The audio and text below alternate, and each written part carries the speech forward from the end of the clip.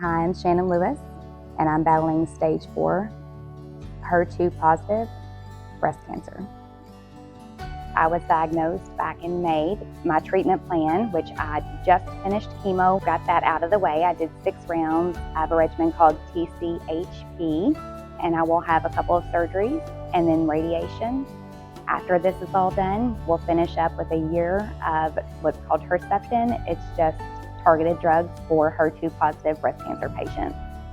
I've got a wonderful husband I've been married to for 23 years, and then I've got 2 boys, the oldest 26 and then 23-year-old. We also have 2 grandbabies, a 3-year-old grandbaby, and then Judson that's with us today, and he is almost 5 months old.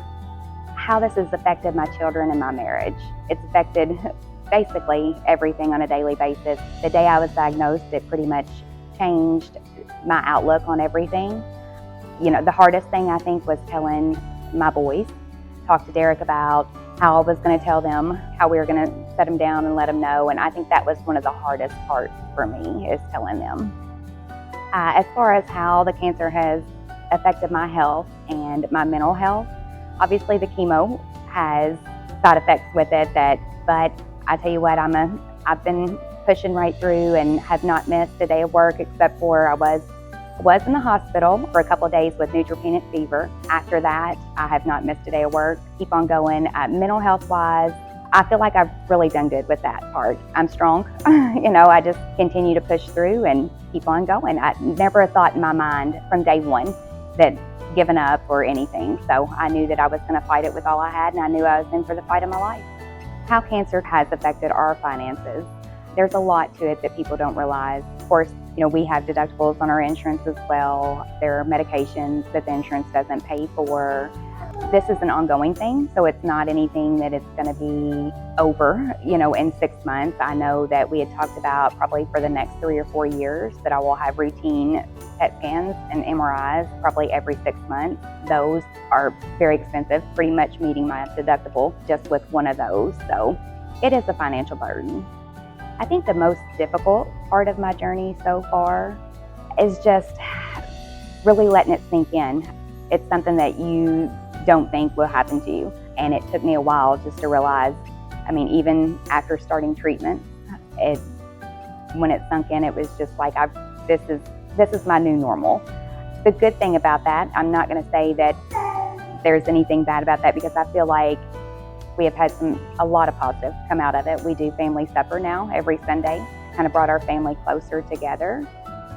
The advice I would give somebody how to support somebody going through breast cancer is just be there for them, listen to them. If they need anything, just keep an eye on them, check in on them every now and then, and make sure that they're okay. As far as my support system goes, I have the best support system. If it wasn't for my support system, I don't know what I would do. My husband, my family, my kids, I have a great support system, and they are all there willing to help me. My name's Derek Lewis. I'm Shannon Lewis's husband. My initial reaction was probably shock. I didn't let her know that, but as she told me about this, really, I guess over the phone while we was working. I got off the phone. I had my moment. I like to Google things. I like to look up things. So I immediately started looking at things, and I reached out to some of like my mother, one of my family members, confided in her to try to help me through it, because my mother just got through cancer. We had just been dealt with that, with her, a different type of cancer. So it kind of helped me be able to talk to someone about the process without really getting her down, getting my wife down. The advice I would give another husband or another loved one is be positive for that person, pick them up in spirit, get closer to your faith, spend more time with your family, and just try to be that support person that you really need to be at that time. Try to take anything positive and take all the negativity out of it. To be the support system for someone that has just been diagnosed with breast cancer, or my wife in this instance, is hard. I'm not gonna lie. We continue to think positive, and we don't think of the worst outcome, we think of the best outcome. So I think it's just important to embrace that and think positive thoughts throughout the process. My name is Dalen Lewis, and I'm Shannon Lewis's son. My initial reaction when I found out, I was surprised, because my mom's pretty young, But I wasn't as surprised because, as my dad said earlier, previous to her getting diagnosed, both of my grandparents got diagnosed too. So I know it kind of ran in the family. So I was surprised, but not at the same time. For me, what it's like to be a support system or support person for someone with cancer, it's kind of empowering because you get to be there for the person and love them through their hard times, and you get to just help them build in their faith and in their spirits and just lift their spirits up throughout the process. So the advice I give to a kid of a parent with cancer is just be there for them, especially like if you live with them. Your parents have done everything for you your whole life to raise you and to love you and to do right for you. So just try as hard as you can in these hard and troubling times for your parents to do anything you can. Just help out around the house, or just be there to listen when they're down in the dumps. Just be there for them and give them the best advice you can and try to keep their spirits high. A couple of things that I would tell somebody that was just diagnosed with a breast cancer diagnosis. The hardest part is the waiting part, the not knowing. Once you have your treatment plan, I feel like you have a goal, just to stay strong, that we're all in this fight together and that you will make it through, and just stay strong and keep that attitude positive. Early detection, that's one of my main goals of just spreading the word of early detection. I had a lump for about 6 months and kind of put it off, just being busy with life, work, and everything else.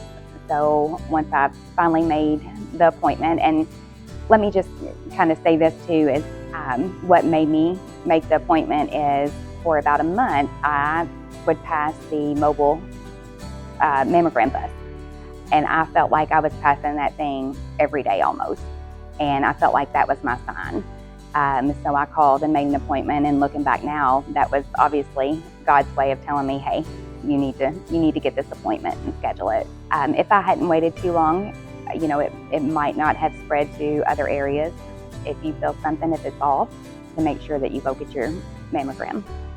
When we started this journey, it was stage 2B before they did the PET scan. So it was just in the breast and lymph nodes. And if it wasn't for my doctor, for no other reason, he thought there was nothing that was going to come back on that PET scan, actually went ahead and did the PET scan. That's when they found the spot on my liver. I feel like we're our own best advocates.